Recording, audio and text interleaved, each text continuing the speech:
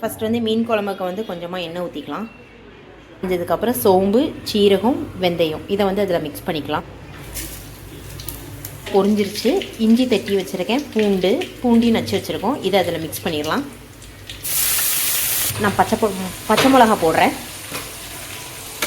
பச்சை மிளகா நல்லா வதங்கட்டும். சின்ன வெங்காயம் நறுக்கி வச்சுருக்கேன், அதை மிக்ஸ் பண்ணிக்கலாம். உப்பும் மஞ்சள் பொடியும் அதில் மிக்ஸ் பண்ணி வதக்கிக்கலாம். கொத்தமல்லி எல்லாம் போட்டுக்கலாம். இந்த தக்காளியை வந்து அதில் மிக்ஸ் பண்ணி நல்லா வதக்கிக்கலாம். இது நல்லா வதங்கட்டும். இதை வந்து நம்ம வந்து தட்டு போட்டு மூடி வச்சிடலாம். இப்போ சிக்கன் கிரேவி எப்படி பண்ணலான்னு பார்த்துக்கலாம். இப்போ வந்து இதை திறந்துட்டு நம்ம வந்து வதக்கிக்கலாம். ரித்திகா குக்கரில் எண்ணெய் ஊற்று வந்து பண்ணிடலாம். கொஞ்சமாக எண்ணெய் ஊற்றிக்கிறேன். போது ரித்திகா. பட்டை, கிராம்பு, ஏலக்காய், அன்னாச்சிப்பூ, சோம்பு உள்ளே போடு. வந்து பச்சை மிளகா அதில் மிக்ஸ் பண்ணிடலாம். பச்சை மிளகா வந்து கொஞ்சம் நல்லா வதங்கிடட்டும். பெரிய வெங்காயம் நறுக்கி வச்சுருக்கேன், அதை அதில் மிக்ஸ் பண்ணிடலாம்.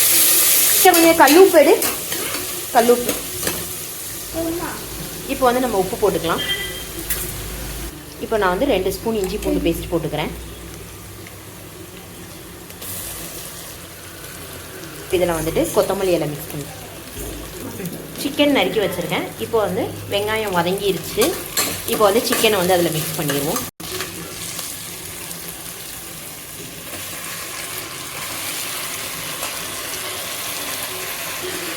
வந்து சிக்கன் வந்து நல்லா பொடி போட்டுக்கலாம்.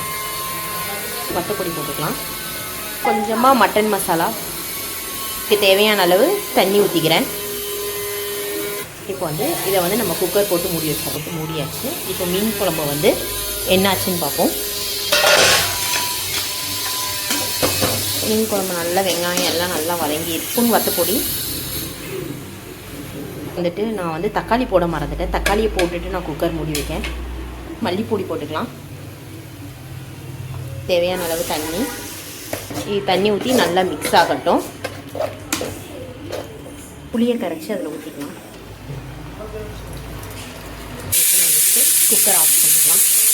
குழம்பு வந்து கொதிச்சிருச்சு. நான் மீன் நறுக்கி கழுவி வச்சுருக்கோம், அதை வந்து அதில் மிக்ஸ் பண்ணிடலாம்.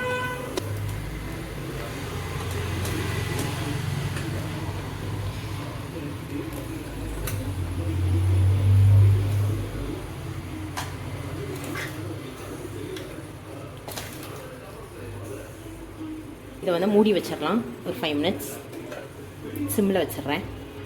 வந்து நம்ம சிக்கன் பிரியாணி போட போகிறோம். ஃபஸ்ட்டு வந்து 2 ஸ்பூன் நெய் ஊற்றிக்கலாம். கொஞ்சமாக கோல்டு வின்னர் ஊற்றிக்கிறேன். பிரியாணி இலை இல்லை, அதனால் பட்டை, கிராம்பு, ஏலக்காய், அன்னாச்சிப்பூ, சோம்பு, மிளகு கொஞ்சம் எடுத்துருக்கேன். அது எல்லாத்தையும் மிக்ஸ் பண்ணிக்கலாம்.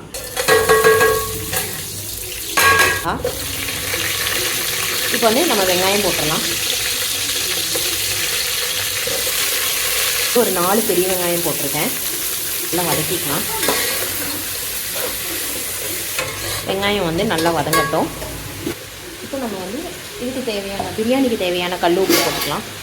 குழம்பு வந்து நல்லா கொதிச்சிருச்சு.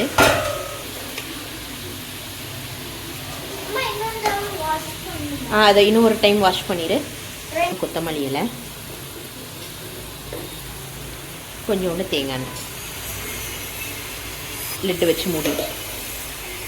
பாவக்காய் பொரியல் பண்ண போகிறோம். இதுக்கு வந்துட்டு நான் வந்து ஸ்லைஸாக பாவக்காவை நறுக்கியிருக்கேன். ஆக்சுவலாக இன்னைக்கு சாட்டர்டே, அத்தை வந்து நான்வெஜ் சாப்பிட மாட்டாங்க. ஸோ அத்தைக்கு வந்துட்டு தயிரும் பாவக்காய் சிப்ஸும். இதுக்கு வந்துட்டு கொஞ்சமாக கல்லுப்பும் மஞ்சள் பொடியும் போட்டுக்கலாம். கொஞ்சமாக கல்லுப்பு போட்டுக்கலாம். மஞ்சள் பொடி. 65க்கு வந்து மசாலா எடுத்துடலாம். ஃபஸ்ட் சிக்கனை தட்டிக்கலாம். இப்படி போட்டுக்கலாம். 1 ஸ்பூன் வத்தப்பொடி, மல்லிப்பொடி போட்டுக்கலாம்.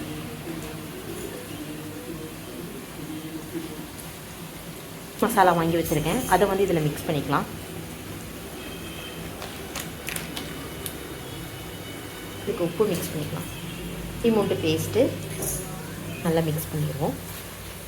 மூடிட்டு ஃப்ரிட்ஜில் வச்சுருவோம் கொஞ்சம் நேரத்துக்கு.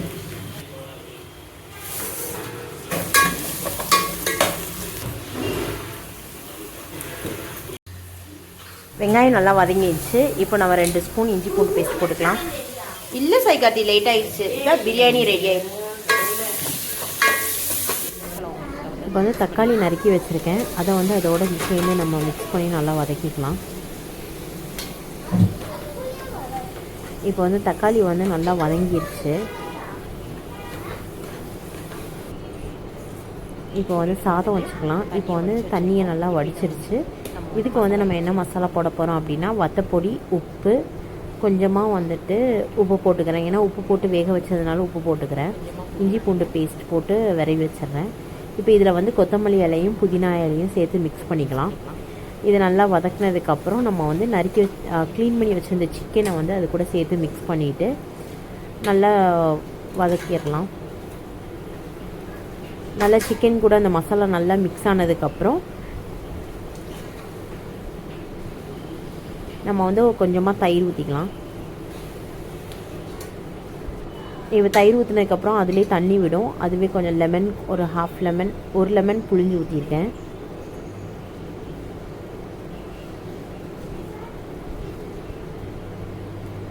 இப்போ வந்துட்டு கிரேவி வந்து என்னாச்சுன்னு பார்ப்போம். திறந்து பார்க்கலாம். கிரேவி நல்லா வெந்துருச்சு. இப்போ நம்ம வந்து இதுக்கு வந்து என்னென்ன மசாலா அரைக்க போகிறேன் அப்படின்னா, மிக்ஸி ஜாரில் கொஞ்சமாக கசகசா, பட்டை, அன்னாச்சிப்பூ, கிராம்பு, ஏலக்காய், மிளகு, கேஷ்யூ நட், அது கூட வந்து கொஞ்சமாக சோம்பு, இதுவையும் சேர்த்து மிக்ஸ் பண்ணி நம்ம வந்து ஃபஸ்ட்டு வந்து அரைச்சிக்கலாம். இப்போ வந்து பிரியாணி வந்து ரெடி ஆகிடுச்சு. பிரியாணிக்கு வந்து சிக்கன் வந்து நல்லா வெந்துருச்சு. இப்போ நான் வந்துட்டு மசாலா அரைச்சிட்டேன். இதை வந்து ஃபஸ்ட் நம்ம கிரேவியோடு எடுத்து ஊற்றிக்கலாம்.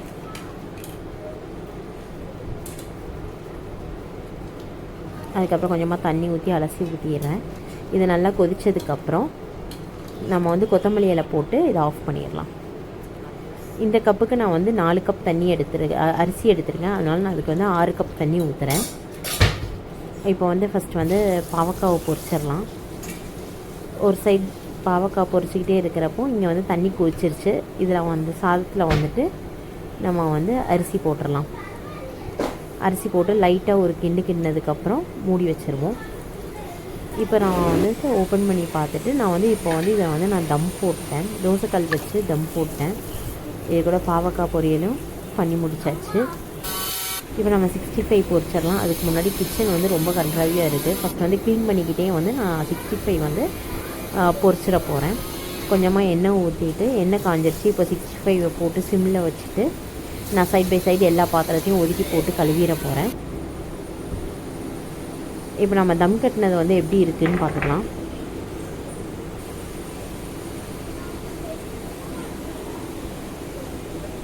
செம்மையாக வந்திருக்கு பிரியாணி. எல்லாம் ஒன்று போல் ஈவனாக இருக்குது. ஒரு அரிசி கூட உடையலை. இப்போ வந்து நான் இதில் வந்து புதினா இலையும் கொத்தமல்லி இலையும் நான் வந்து போட்டுட்டு கொஞ்சமாக நெய் ஊற்றிட்டு இன்னொரு தடவை நான் வந்து நல்லா ஒரு கிண்டிட்டு திருப்பி ஒரு 5 மினிட்ஸ் தம்னு வச்ச போகிறேன்.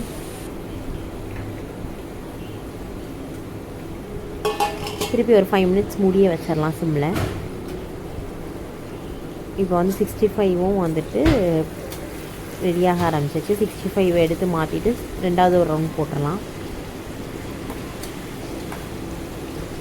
கொஞ்சமாக தான் பொரிக்கிறேன், ஏன்னா மாமா எல்லோரும் சாப்பிட வரல.